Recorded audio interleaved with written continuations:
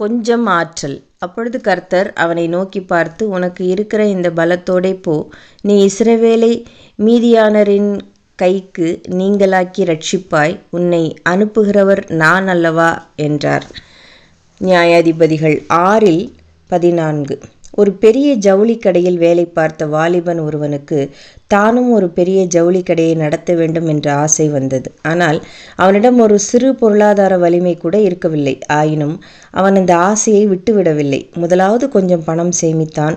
அதை கொண்டு கொஞ்சம் துணிகளை வாங்கி தலையில் வைத்து சுமந்து வீதி வீதியாக கூவி வியாபாரம் செய்தான். அதில் கொஞ்சம் பணம் ஈட்டிய பின்பு சைக்கிள் வாங்கி ஊர் ஊராய் போய் வியாபாரம் செய்தான். அதில் சற்று வருமானம் ஏற்பட்டதும் ஒரு சிறு கடையை வாடகைக்கு எடுத்து வியாபாரம் செய்தான். ஒரு நாள் அவன் பல கிளைகளை கொண்ட ஒரு பெரிய ஜவுளி கடைக்கு உரிமையாளனாக உயர்ந்தான். ஒரு பெரிய கடையை நடத்த ஒரேடியாக முயற்சித்திருந்தால் அவன் ஆசை ஒருபோதும் நிறைவேறியிருக்காது. அவனுக்கு அந்தந்த நேரத்தில் இருந்த திராணியை சரியாக உபயோகித்து கொண்டதால் ஒரு நாள் அவன் உயர்ந்த நிலைமைக்கு வந்து சேர்ந்தான். தற்போது நமக்கு இருக்கும் ஆற்றல் சிறிய அளவில் இருந்தாலும் அதனை அற்பமாக எண்ணாமல் அதனை சரியாக உபயோகிக்க முன்வர வேண்டும். கிதியோனிடம் மீதியானரை வெல்லும் அளவிற்கு பலம் இருக்கவில்லை. ஆயினும் அவனுக்கு இருந்த அந்த பலத்தோடே புறப்பட்டு போக தேவன் சொன்னார். புறப்பட்டு செல்ல அந்த பலம் போதுமானது. தொடர்ந்து தேவைப்படும் பலத்தை தேவன் அளிப்பார்.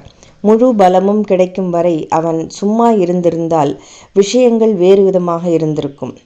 நமக்கு இருக்கும் சின்னஞ்சிறிய வாய்ப்புகளையும் வலிமைகளையும் கர்த்தருடைய ஆளுகைக்கும் வழிநடத்தலுக்கும் உட்படுத்தி அவைகளை விசுவாசத்தோடு உபயோகிக்க முன்வரும் பொழுது அவைகளே நமக்கு உயர்வுகளுக்கு கொண்டு செல்லும்.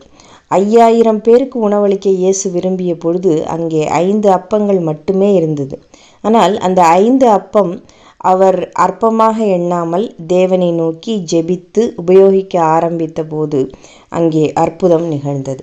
சிந்தனைக்கு, உன்னிடம் உள்ள சிறு சிறு ஆற்றல்களை அடையாளம் கண்டு செயல்படு. இயலாவிடில் பேராற்றல் உனக்கு வந்தாலும் பலவீனனாகவே இருப்பாய். ஆமென்.